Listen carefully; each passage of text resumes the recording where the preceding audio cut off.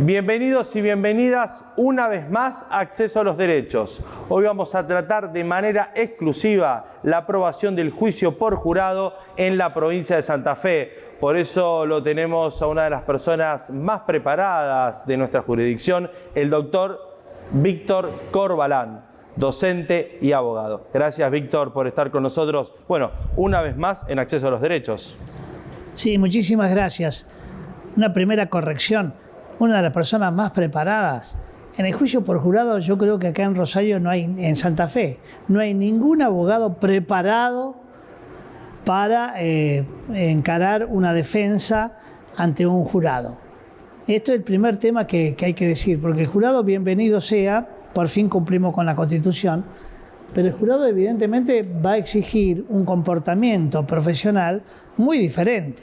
Una cosa es hablar entre abogados, con el discurso jurídico, y otra cosa muy diferente es hablarle a 12 personas que no tienen por qué tener conocimientos jurídicos y que, bueno, hay que hablarles desde el sentido común, desde la lógica común, con el discurso natural con el que se entiende la gente, teniendo en cuenta incluso que entre los 12 va a haber distintas formaciones, distintos estratos, porque de eso se trata. Edad, género, religión, ideología, política, club de fútbol, absolutamente. Sí, sobre todo el pasaje por la lectura, porque qué ha leído una persona es lo que lo nutre para formar su discurso y para entender el discurso del otro. En general los argentinos no somos muy lectores,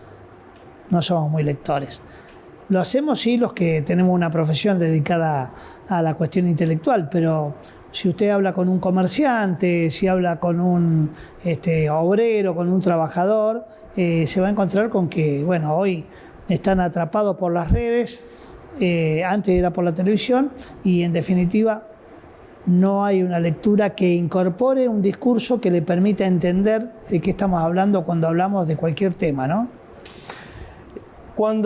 Eso voy a apuntar en la pregunta.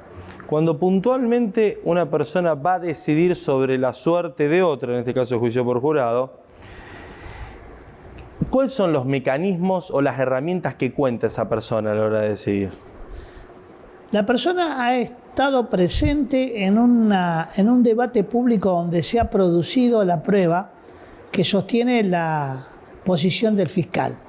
El fiscal lo acusa por homicidio calificado, lo acusa por robo calificado seguido de muerte, o lo acusa de violación seguido de muerte, que son las tres hipótesis de figura delictiva, o en el último caso lo acusa a un policía de haber matado y no existe legítima defensa. Lo va a tener que probar a ese relato. ¿Y cómo lo va a probar? Por un lado, con los discursos de los testigos que van a estar presentes en la audiencia y que van a tener que declarar y que van a ser interrogados por la defensa y por el fiscal. Hoy esos interrogatorios van a tener que estar pensados con otra estrategia diferente a la que tenemos en el juicio técnico con jueces abogados. Hoy hay que pensar en un interrogatorio que haga entendible, que se ponga en el lugar del jurado para decir, ¿qué le gustaría escuchar a este jurado de este testigo? ¿Qué le preguntaría un jurado a este testigo? Y entonces hacer la pregunta. De manera que esto implica un cambio total y definitivo en las estrategias para ir al debate, ¿no? La mayoría de las noticias que circulan a nivel nacional son de jurados que han decidido que la persona al cual el fiscal ha imputado es no culpable, ¿no? Diría que son las que mayor circulan, ¿no? Capaz que también por una cuestión de venta propia de la nota, puede ser. Digo, pero sucede esto, que a la hora del jurado toma decisiones a veces que no son las que uno verdaderamente piensa que es mayor nivel punitivo, sino donde hay mayor nivel de sentido común. Sí, eso en realidad debería ser la excepción, esa hipótesis. Donde el jurado no acepte la posición del fiscal debería ser la excepción.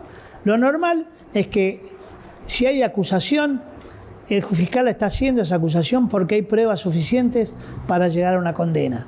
Porque el fiscal en nuestro sistema, para poder acusar, tiene que pronosticar que lo van a condenar.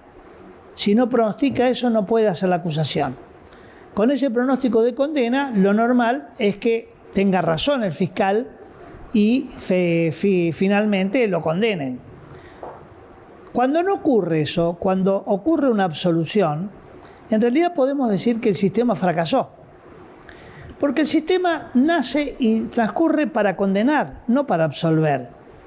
Esto no es un procedimiento de canonización como podría ocurrir en el Vaticano para que una persona por sus excelencias y sus virtudes sea proclamado santo. No, esto es un procedimiento donde se afirma que esta persona cometió un delito y lo tienen que condenar.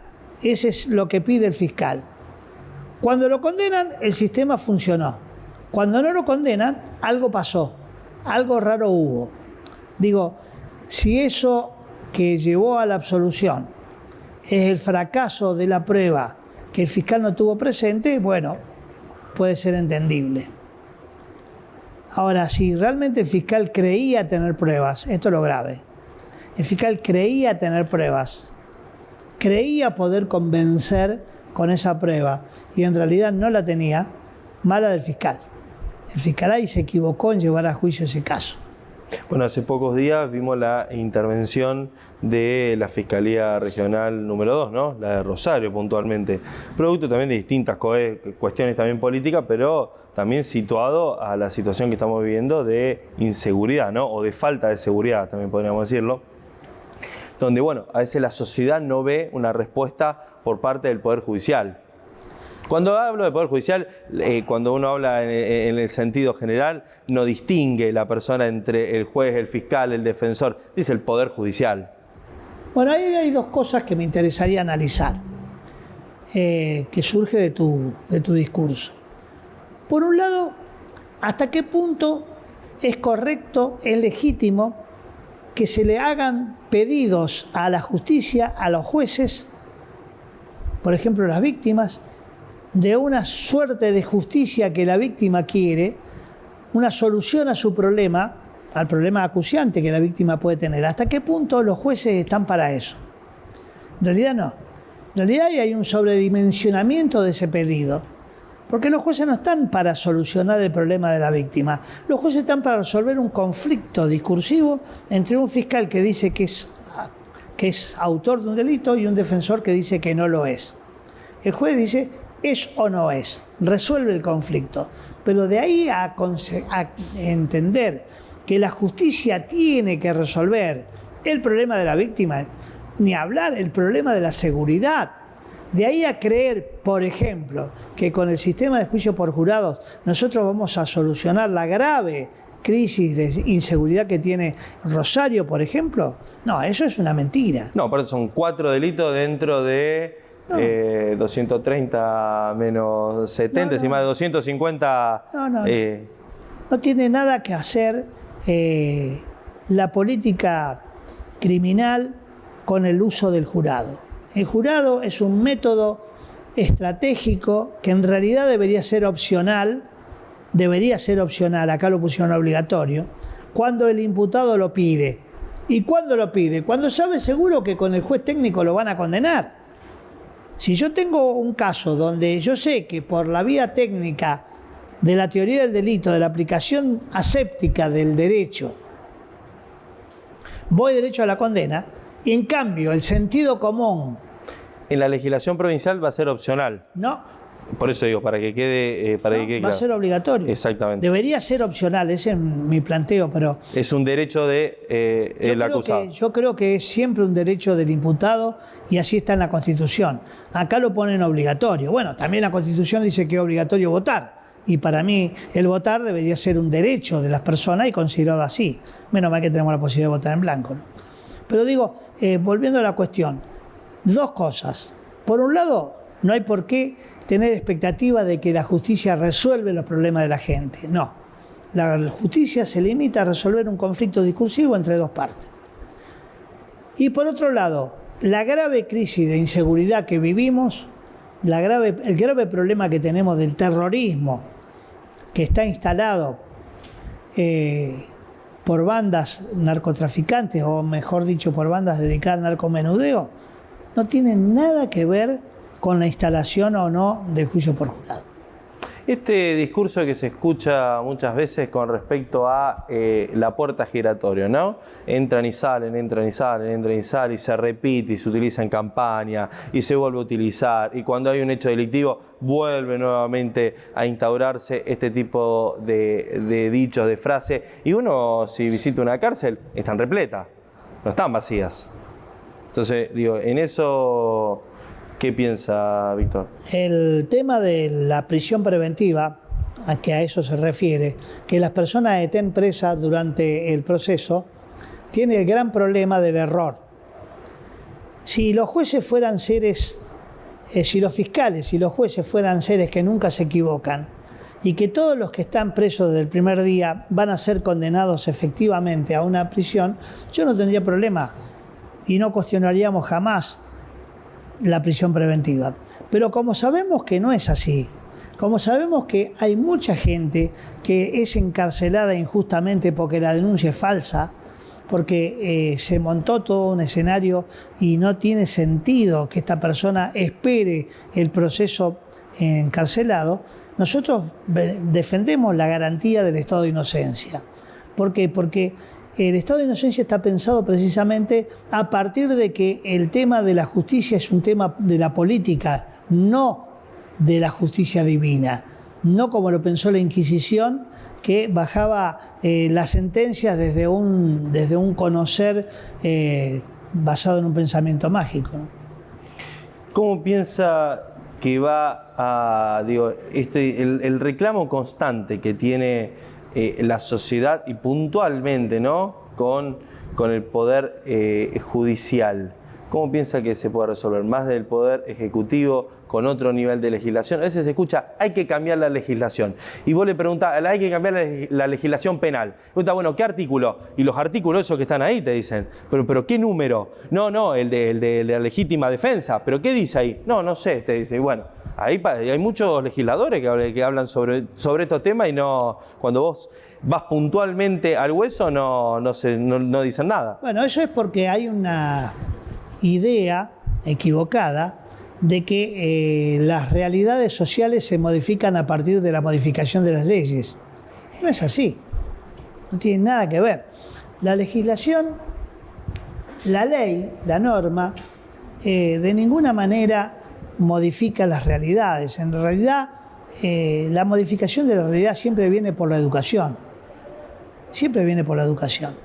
Nosotros podemos poner todas las leyes que quieran, pero mientras no se eduque a la persona a que tiene que cometer esta conducta, no la debe cometer, mientras no entre por educación, de ninguna manera. Acá todo el mundo se preocupa por esto de la puerta giratoria, pero nadie se preocupa por la gente que sale con la pena cumplida de las cárceles, que salen peor de lo que entraron.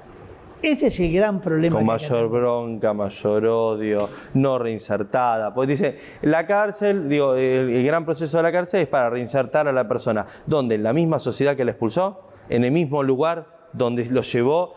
Más allá de la responsabilidad que cada uno tiene, la persona que lleva adelante un delito, es sentenciada porque también es responsable. Pero más allá de todo eso, tiene un componente propio, personal, donde ha llevado a eso.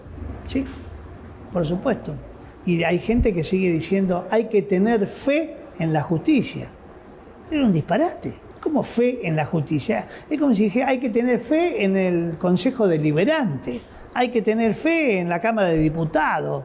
A nadie se le ocurriría decirlo. Sin embargo, todos dicen rimbombantemente, hay que tener fe en la justicia. Yo confío. Hay que tener fe en la justicia. ¿Por qué? Bueno, porque este es el pensamiento que viene de la Inquisición, donde se confundía el delito con el pecado, donde en realidad no se sabía si estamos aplicando la ley positiva del gobierno o los mandamientos del Antiguo Testamento. O sea, cuando se confunde el poder político con el poder mágico, que para ese sí necesito fe, llámese religión católica, judeo o islamismo, lo que fuere, cuando se confunde eso, bueno, terminamos así, terminamos equivocadamente, ¿no? Quiero agradecerle, Víctor, por estar con nosotros una vez más en Acceso a los Derechos. Para mí, puntualmente, que fui su alumno, es un orgullo tenerlo acá. No, al contrario, muy amable, porque nosotros los que pasamos por la universidad tenemos una especial obligación de, a través de los medios, tratar de, bueno, hacer lo que se va a hacer en juicio por jurado, ¿no?